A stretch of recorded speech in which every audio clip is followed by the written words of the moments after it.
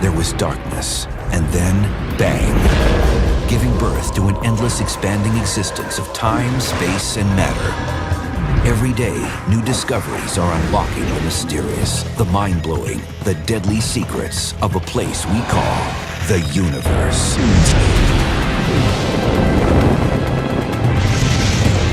Enormous asteroid impacts that rain death from the sky. Entire planets colliding and turning worlds into dust. A black hole that's been blowing away the rest of its galaxy for 100 million years. And massive stars that rock the universe like nothing else. Get ready to be blown away in a countdown of 10 of the largest explosions in the cosmos. These are the biggest blasts in the universe.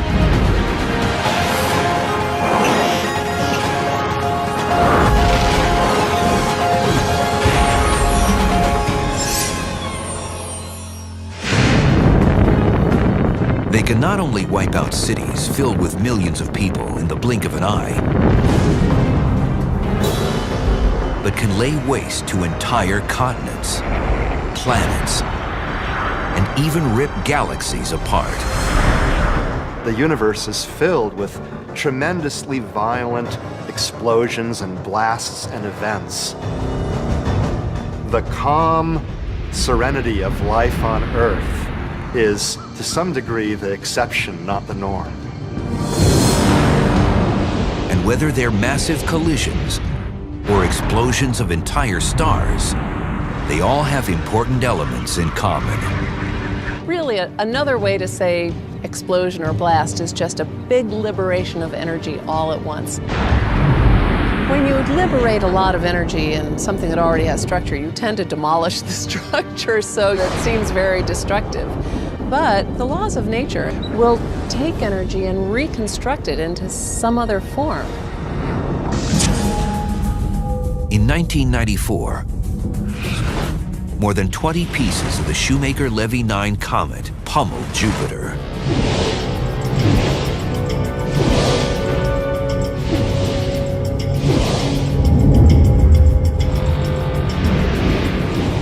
There were big black scars all across the face of Jupiter, so large even that they could be seen clearly even with amateur telescopes. The largest comet fragment was more than a mile wide, and the force of its impact was equal to 6 million megatons of TNT. That's about 100 times or more of the entire nuclear arsenal of the world. So if you took every bomb in every corner on Earth and exploded it in one big explosion, you wouldn't even begin to touch the power of this fragment colliding into Jupiter.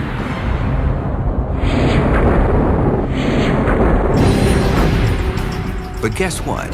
Even that type of power isn't enough to qualify as one of the biggest blasts in the universe. The first event to make the top 10 was many times more devastating. Number 10, death from the sky.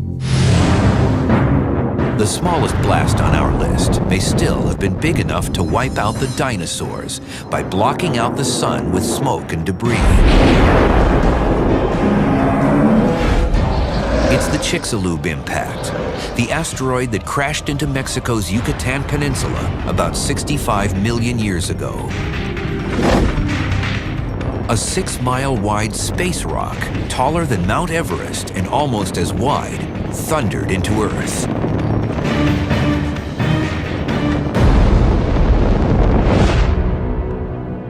So I'm sitting in front of the meteor crater in Arizona, and this is about 3/4 of a mile wide. So if we were to drive across this at about 55 or 60 miles per hour, it would take like a minute. Well, the crater created by the asteroid that impacted the Yucatan Peninsula, it would take over 2 hours to drive it at about the same speed.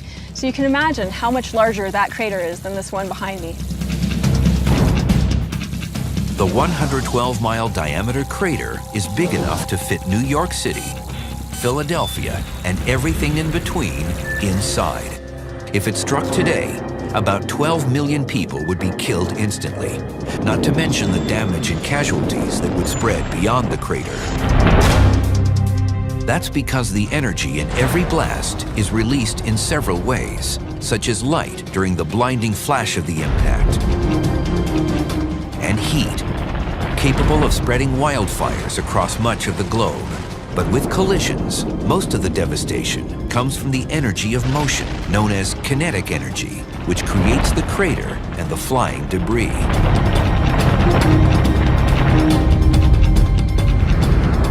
The energy in the impact that created the crater at Chicxulub had to have been enormous, probably about 250 million megatons. That's a lot of energy. The largest bomb ever exploded on Earth was 50 megatons. So that compared to 250 million gives you a sense. It was also about 40 times greater than the energy released by the largest Shoemaker-Levy 9 comet fragment to hit Jupiter. And figuring out the kinetic energy released in a huge asteroid impact is all a matter of plugging some very big numbers into a simple equation. The key thing to keep in mind when considering the energy in these kinds of collisions is that the formula for what's called the kinetic energy, the energy of motion, is a half mv squared. The mass and then the square of the velocities. Mass is the weight of the object, and velocity is the speed it's traveling. You can have a huge amount of energy for a massive enough or fast enough object. Considering that the Chicxulub asteroid weighed nearly as much as Mount Everest and was moving at over 50,000 miles an hour, about 50 times faster than a bullet from a revolver, it's no wonder it was one of the biggest blasts in the universe.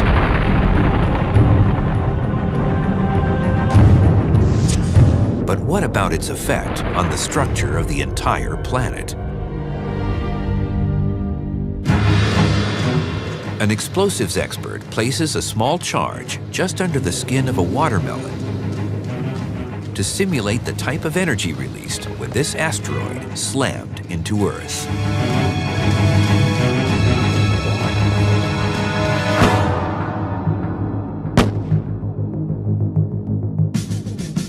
As you can see, something that would be devastating to us is not too devastating to the planet as a whole.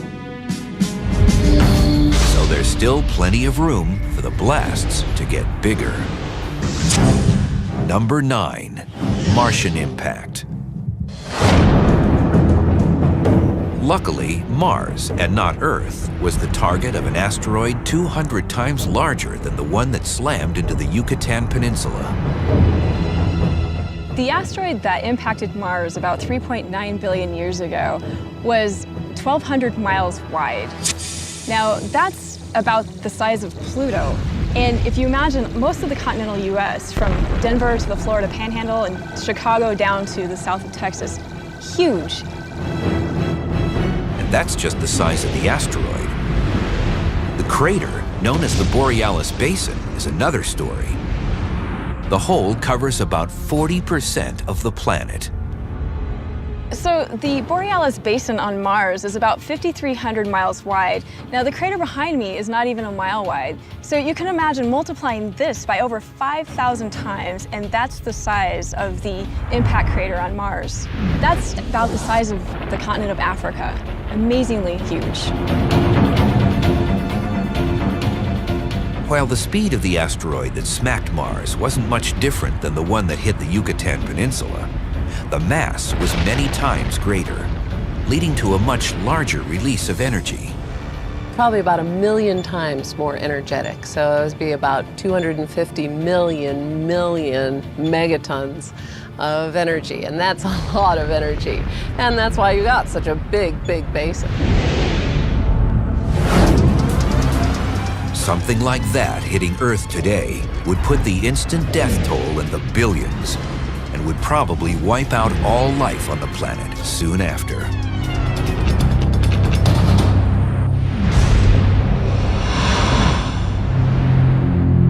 But the next blast did blow an even bigger chunk of crust off our planet, luckily before life even existed here. Number 8, the Big Splat. Instead of Mars being a target, imagine an asteroid the size of Mars slamming into Earth. Most planetary scientists believe that's exactly what happened soon after the Earth formed about 4.6 billion years ago. It's known as the giant impactor theory, also nicknamed the Big Splat. The early solar system was a much busier place than it is today. Basically, it hadn't settled down yet. So there are lots of fragments running around, producing all sorts of collisions, which ultimately produced the bodies we know today. Earth was still a molten wasteland, devoid of life back then, which is a good thing, since the force of that collision would have ended life in its tracks. So how did the planet recover from the most violent event in its history?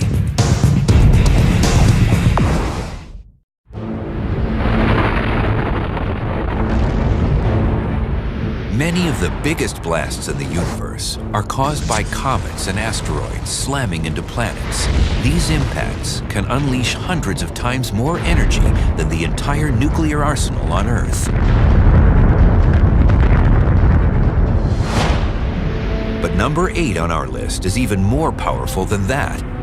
A blast caused by a rock the size of a planet slamming into Earth. It actually happened soon after the Earth had formed, about 4.6 billion years ago, when an object the size of Mars, sometimes known as Theia, slammed into our world with catastrophic effects.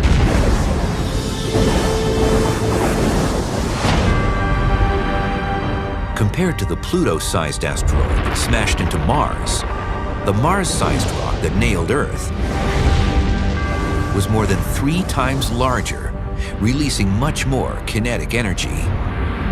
The Theia impactor that knocked off the crust of Earth was probably about 10 times more powerful than the Borealis Basin impactor. But this incredibly destructive force also had some very important benefits. So when Theia impacted the Earth, it happened probably at a glancing blow. And in doing so, the iron cores of the 2 planets actually melded together and formed a larger iron core and a larger Earth. Now, Theia's mantle probably got completely blown off in this impact because it's a little smaller than Earth, and some of the Earth's mantle got blown off. So you have all this mantle debris floating around, orbiting, and it actually coalesced to form the Moon. The Moon stabilized Earth's axis, preventing it from tilting wildly, which keeps Earth's climate steady. It also slowed Earth's rotation over time to the 24-hour days we have now. Once again, to simulate the power of this blast, an explosives expert places a charge on a melon representing Earth. Could this be the one that blows the melon away?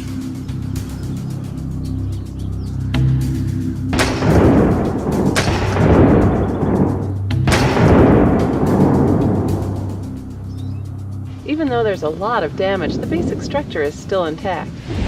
With the heat of the impact, the Earth and the debris were both molten. And that molten state is the reason why the impact didn't leave a massive crater behind. The molten Earth reformed as a sphere and eventually cooled. So is there any kind of impact that can turn a planet into dust? Number 7, when worlds collide. Deep in space, 2 planets, one the size of Venus, the other Earth, are on a collision course. They're rocky planets, possibly even harboring life. Something in their solar system has pulled them out of their regular orbits, and instead of a glancing blow, they smash together in a head-on collision. Anyone standing on those planets would have witnessed a terrifying event. You can imagine if you had a direct view of the planet moving toward us. That means the sky would quickly fill completely with this planet about to impact, and then it would be over like that. It would be such a rapid extinction of life that you probably wouldn't have time to think about it.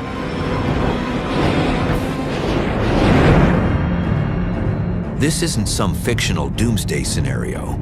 Some researchers think this massive blast rocked the cosmos within the last 1,000 years. In a binary star system about 300 light-years away, it's known as BD plus 2307 in the constellation Aries. It has a tremendous amount of dust in it, 1 million times more dust than in our solar system. We think that this dust may have been produced by the collision of two planets, roughly the size of the Earth and Venus, just head-on whack, shattering each other, producing a tremendous amount of dust. It takes enormous amounts of energy for two planets to pulverize each other into dust. Now, instead of hundreds of times the world's nuclear arsenal, we're talking millions of times or even billions of times that energy. With this even larger charge, we're not just going to break off a chunk of this melon, we're going to blow it to smithereens.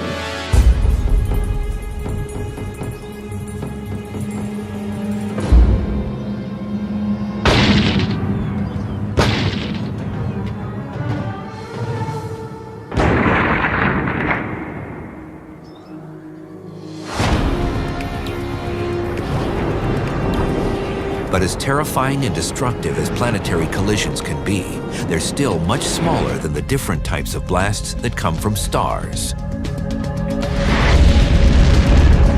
It's a whole new ballgame. The main reason is that there's a lot more mass in a star than any planet-sized object. And then there are all kinds of mechanisms that can take place involving nuclear fusion or various processes that involve gravitational collapse, which can drive a lot of energy as well.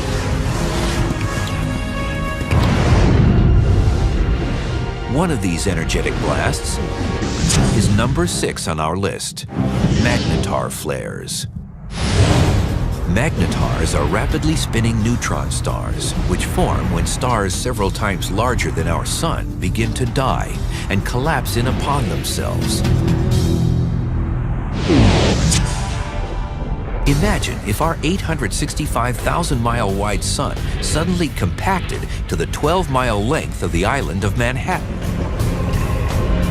All of that matter is condensed into something so dense, it's estimated to be 10 billion times stronger than steel. To give you an idea of how incredibly dense neutron star material is, if this cap was filled with neutron star stuff, it would weigh 100 billion tons on Earth. More than this hill, as much as an entire mountain.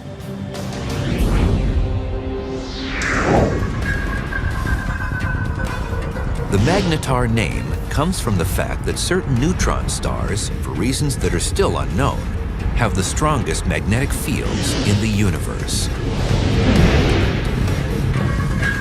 The magnetic field of a magnetar is exceptionally strong. It can be 1,000 trillion times as strong as Earth's magnetic field. That's fantastic. The magnetic fields are so intense that if a magnetar suddenly appeared halfway between the Earth and the Moon, it would be strong enough to disrupt all of the electronic equipment on the planet, including stripping the information off every credit card on Earth. And the reason magnetar flares are so powerful is that the magnetic fields around certain areas of the star sometimes twist themselves so much that they can't twist anymore, and suddenly release like a spring. The process is similar to a solar flare in that it's the magnetic field that's giving rise to the energy. It's the shaking and tangling and sometimes the reconnection of lines of force going in different directions that gives the energy that powers the flare.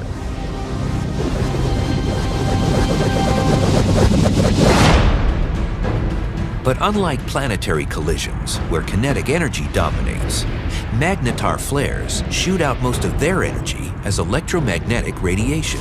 In other words, light. And one magnetar flare in particular was strong enough to blind satellites orbiting Earth from 50,000 light-years away.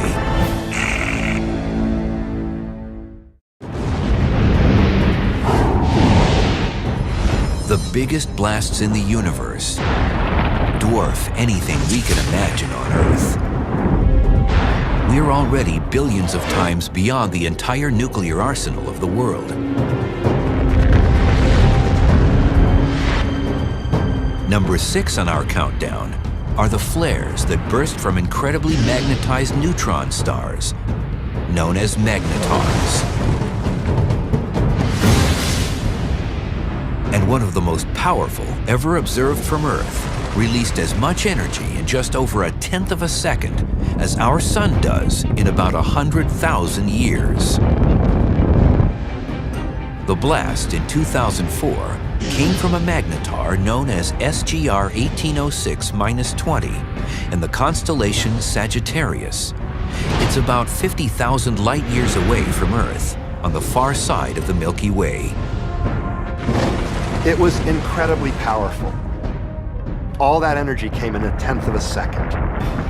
It blasted the detectors and satellites that happened to be flying around up there. In fact, it was the brightest blast ever seen from an object outside our solar system. And yet, it was 50,000 light years away.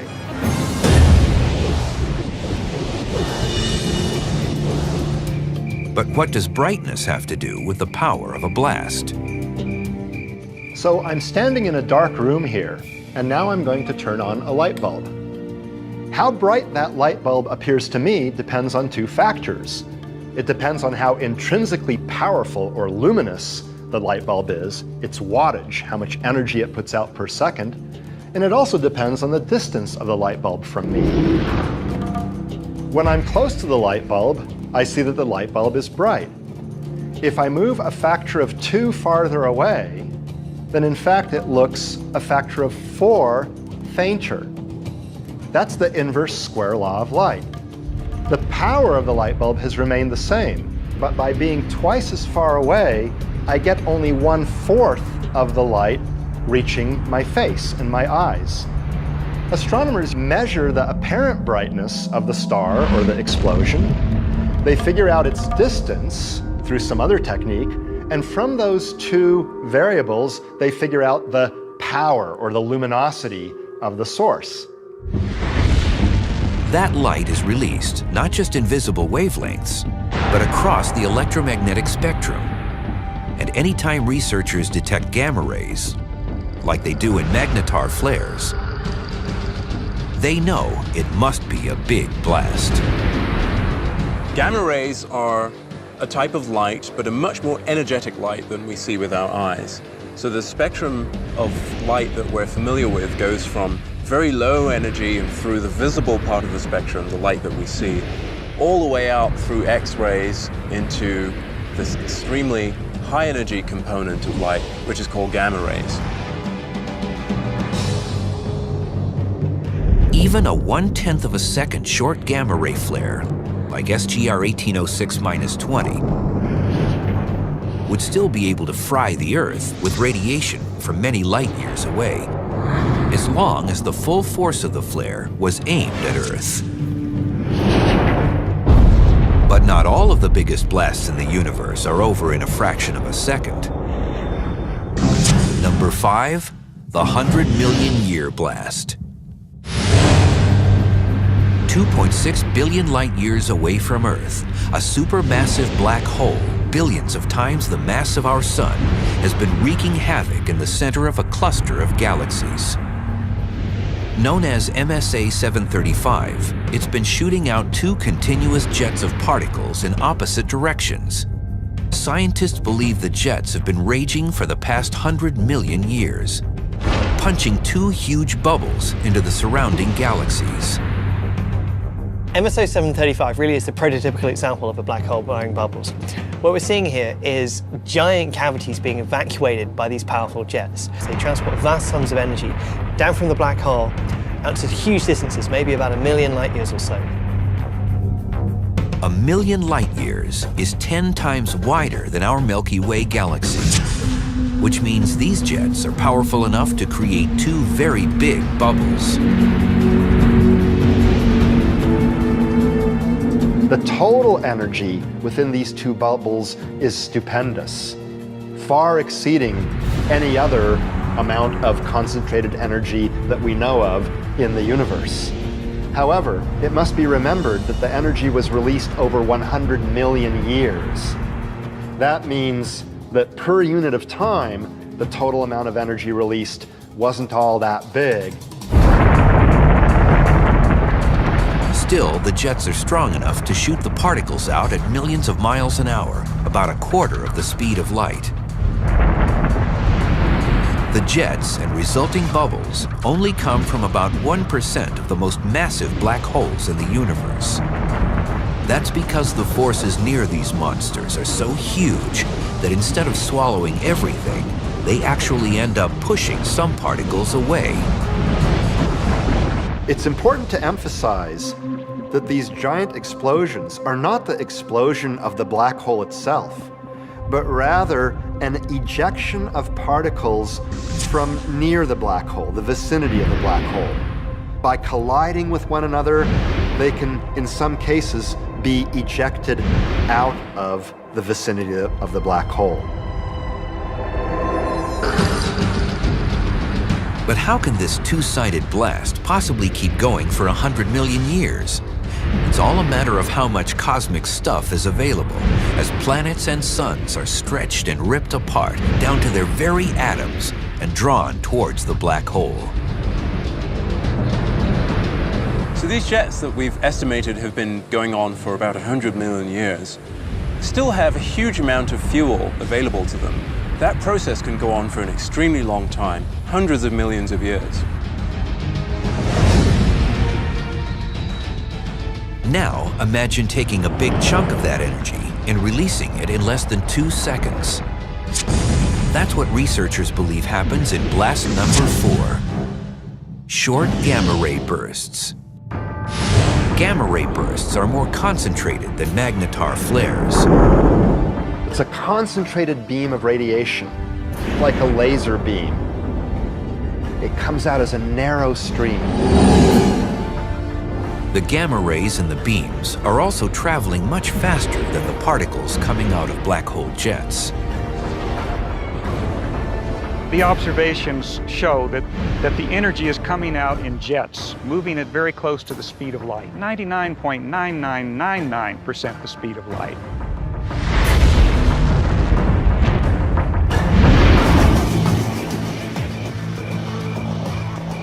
At that mind-bending speed, in just a few tenths of a second, short gamma ray bursts can release as much energy as our sun does in millions of years. But for years, scientists couldn't figure out why some gamma ray bursts were long, lasting many seconds or even minutes, while others were usually only a fraction of a second. Then, one burst in 2005 led researchers to an exciting new theory about incredibly dense neutron stars annihilating each other. The power of man-made atomic bombs is nothing compared to the galaxy-rattling explosions in the cosmos. As we continue counting down 10 of the biggest blasts in the universe, these cataclysmic events are now producing as much energy as our sun does in millions of years. Short gamma ray bursts are number 4. For years, scientists have been confident of the source of long gamma ray bursts, those that last over 2 seconds and sometimes erupt for many minutes. They come from galaxies with massive stars. And when certain massive stars die, they collapse and then explode, blasting out incredible amounts of energy as concentrated jets of gamma rays. But in 2005, detectors in space captured a powerful gamma ray burst that only lasted for a fraction of a second. This was very exciting because all the gamma ray bursts we'd seen before were of the different variety, longer, coming from galaxies where massive stars were dying. This was something different. It was short, and it came from a region where no massive stars existed. This burst came from a galaxy thought to have some incredibly dense neutron stars in binary pairs that orbit each other. And scientists believe that the only way to generate such a quick and powerful burst of gamma rays is if two neutron stars engage in a deadly dance, orbiting closer and closer, then finally crashing into each other.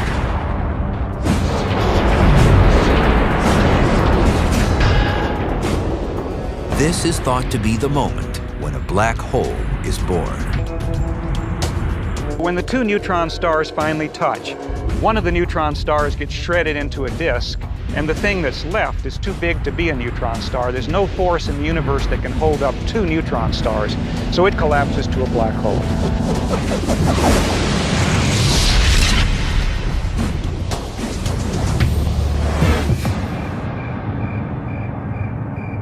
The 2005 event, known as GRB 050509b, since it was the second burst to occur on May 9th of that year, was the first short gamma ray burst whose location was pinned down. It didn't look very bright from Earth, but that's because it was an astounding 2.2 billion light years away. GRB 0509b lasted only about 40 milliseconds, but in that time, it released about as much energy as the sun will release in 100 million years.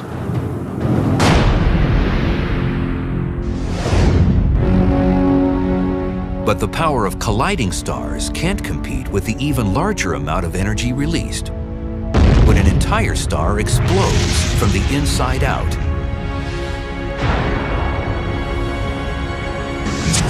Number 3, supernovas. When large stars die, they don't just fizzle out like our sun eventually will. They go out with a bang. There are actually several types, but the two main ways a supernova explosion happens is either when one star in a binary star system swallows part or all of its companion, or when a supermassive star collapses in on itself and ejects its outer shell in the process. Either way, a mind-boggling amount of energy is quickly released. The energy of motion, the kinetic energy of the ejected material, can equal the total amount of energy that the sun will release over its entire 10 billion year lifetime.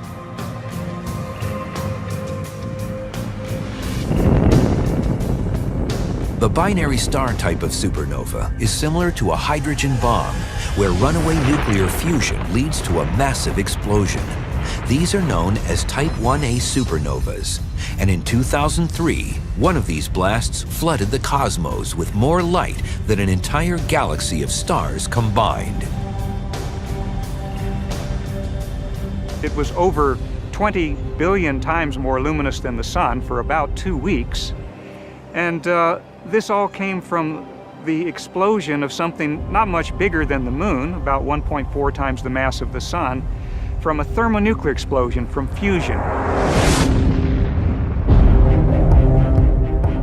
For the core collapse type of supernova, an incredible amount of power is generated when the outer shell slams down and gets an extra kick from the denser core of the star.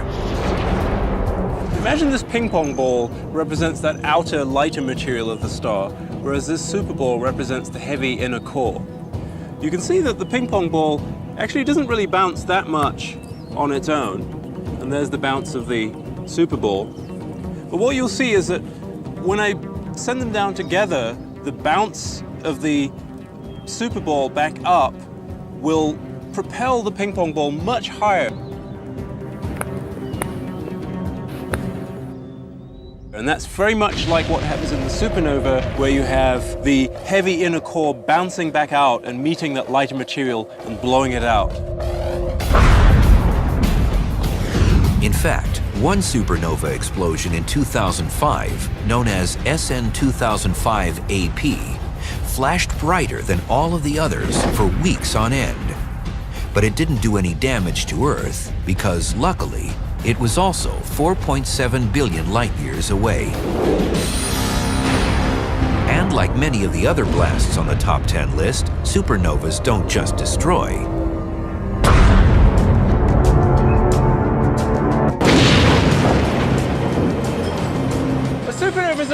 like a recycling center. There's a lot of material in those massive stars.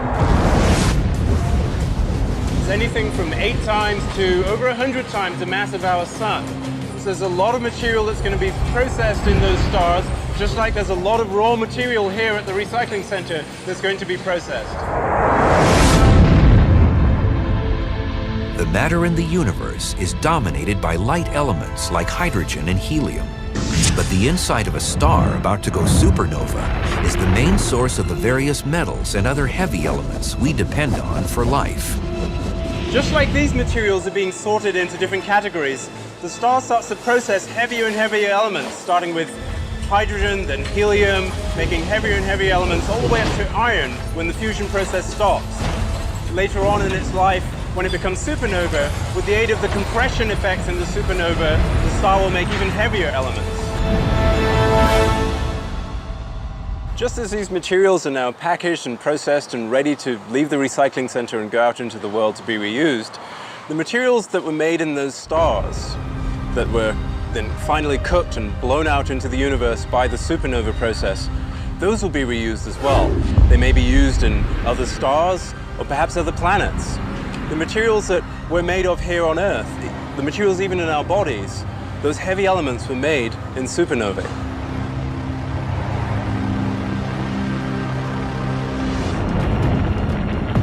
While supernovas are massive explosions themselves, they can also trigger secondary blasts with even more concentrated energy.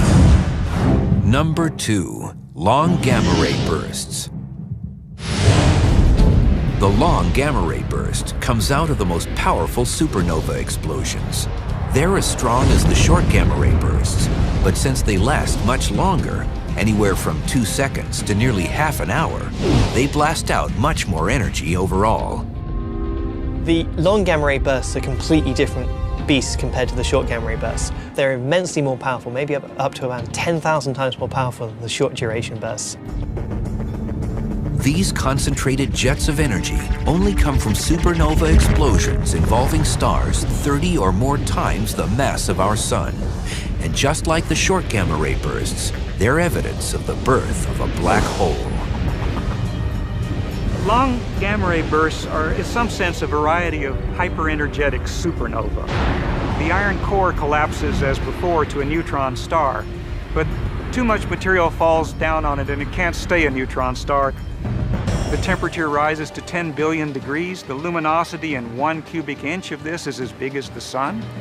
And this power can't flow out on the equator. It gets focused like in a shotgun blast out the rotational axis of the star. So how much energy do the most powerful long gamma ray bursts release compared to our sun? The answer is shocking.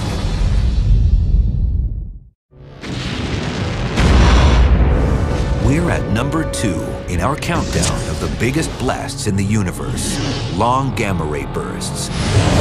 They're the most powerful concentrated beams of energy in the universe.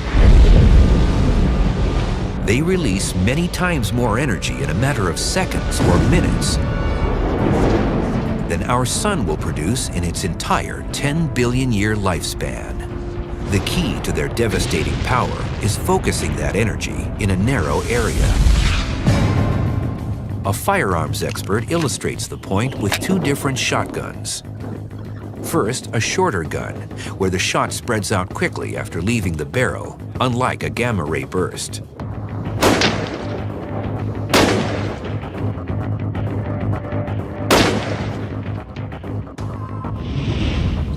As you can see, there's some damage to the melon, but not that much because the shot was spread out and only some of it hit the target.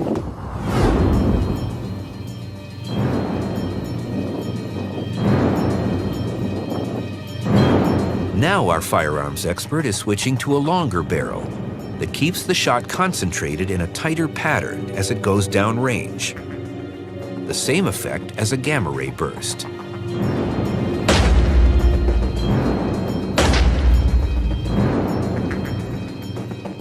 Concentrating the shot can be devastating. It's a good thing for us that most gamma ray bursts are millions or billions of light years away from Earth and are pointed in the other direction.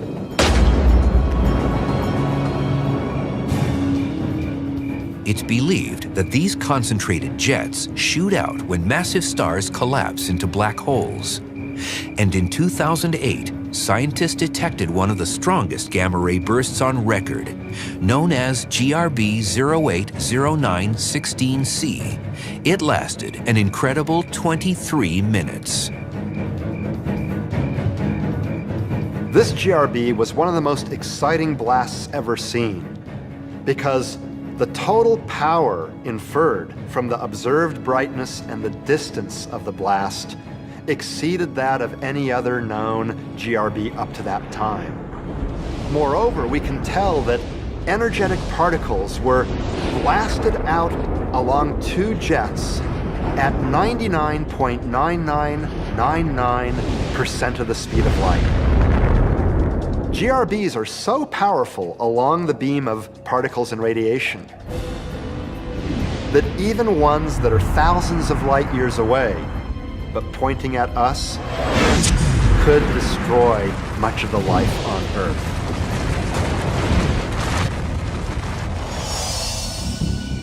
But if long gamma-ray bursts are the most powerful explosions in the universe, then how could they be number 2 on our list? Because the top spot goes to something that didn't happen within the universe, but happened when the universe itself was formed. Number 1, the Big Bang. This mother of all blasts is technically an expansion and not an explosion, since it was not a blast within a defined area. It wasn't an explosion that happened somewhere in space. It's all of space. It's the actual fabric of space-time itself coming into existence. So in the concept of a biggest blast, it's as big as it gets. It was the whole universe blasting into existence. And the speed and temperatures of the Big Bang dwarf anything that happened inside the universe once it was formed. Those temperatures are beyond anything we can imagine. There are trillions of degrees if you measured it in usual units. So compared to any explosion, say here on Earth or a star or what have you, this is well beyond that.